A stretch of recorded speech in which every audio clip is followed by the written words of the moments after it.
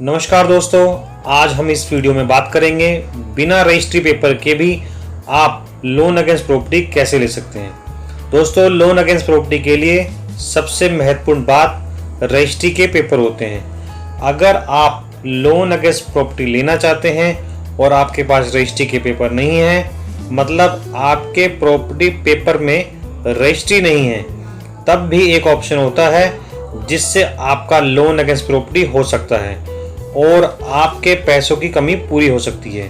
तो आइए दोस्तों, अब इस टॉपिक पर बात करते हैं कि आपको बिना रजिस्ट्री के भी लोन अगेंस्ट प्रॉपर्टी कैसे मिल सकता है।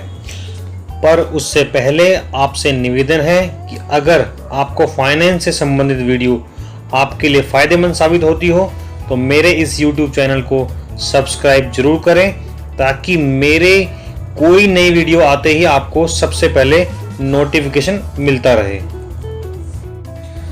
दोस्तों, लोन अगेंस्ट प्रॉपर्टी का सीधा मतलब है आपको लोन मिलेगा प्रॉपर्टी के एवज में। पर जब भी आप लोन अगेंस्ट प्रॉपर्टी लेते हो तब बैंक आपसे प्रॉपर्टी के पेपर की रजिस्ट्री मांगता है। रजिस्ट्री के साथ पूरी एक लीगल रिपोर्ट भी मांगता है, जो एक लॉयर या लॉ कंपनी आपको प्रोवाइड करती है, जिससे लीगल की रिपोर्ट पॉजिटिव या नेगेटिव होती है। रिपोर्ट पॉजिटिव उस कंडीशन में ही होती है जिस कंडीशन में लॉ फर्म को पूरी प्रॉपर्टी पेपर की चेन मिले। मतलब लॉ फर्म को यकीन होना चाहिए कि इस प्रॉपर्टी पेपर की लीगल पॉजिटिव है। पर अगर किसी क्लाइंट के प्रॉपर्टी पेपर में रजिस्ट्री है ही नहीं या जीपीए यानी जनरल पावर अटर्नी हो तो लोन कैसे मिलेगा। दोस्तों, जिन भी व्यक्तियों की प्रॉपर्टी पेपर में रजिस्ट्री नहीं है वो सिर्फ रजिस्टर्ड मॉर्गेज करवाकर लोन ले सकते हैं। जी हाँ दोस्तों, रजिस्टर्ड मॉर्गेज का मतलब होता है कि प्रॉपर्टी ओनर सहमति से बैंक के नाम प्रॉपर्टी मॉर्गेज करवा देता है। उदाहरण के तौर पर आपका लोन अगेंस्ट प्रॉपर्टी 10 साल के लिए होता है, तो आप अपनी प्रॉपर्टी रजिस्टर्ड मॉर्गेज मतलब बैंक के नाम अगले 10 साल तक कर देते हैं। इस मॉर्गेज का खर्चा वैसे तो क्लाइंट का ही होता है, पर अगर बैंक चाहे तो उस अमाउंट को भी फाइनेंस कर सकता है।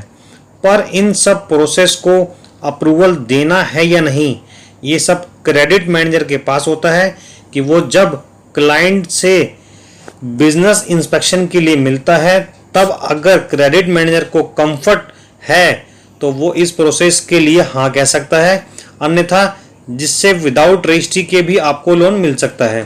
पर याद रहे, बैंक इस प्रोसेस में प्रॉपर्टी अपने नाम कर लेता है जितनी अवधि तक आप लोन की समय सीमा बनाते हैं।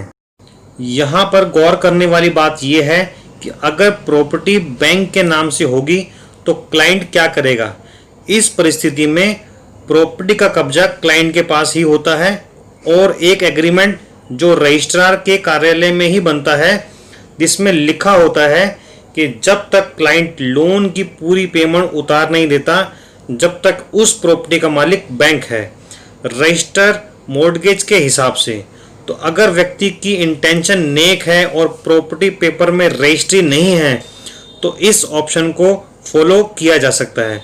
पर यह सब बैंक के क्रेडिट मैनेजर पर निर्भर करता है, जो बिजनेस के इंस्पेक्शन पर आपके बिजनेस परमिसेस के ऊपर आता है, ये चेक करने के लिए कि आपको लोन देना है या नहीं देना।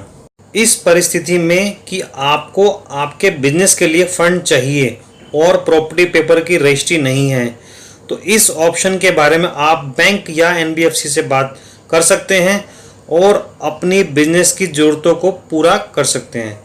दोस्तों, ये जानकारी कैसी लगी कमेंट्स बॉक्स में ज़रूर लिखें, और अगर कोई सुझाव या जानकारी चाहिए तो कमेंट्स बॉक्स में ज़रूर लिखिए। मेरी इस वीडियो को प्रेम पूर्वक देखने के लिए आपका बहुत बहुत धन्यवाद।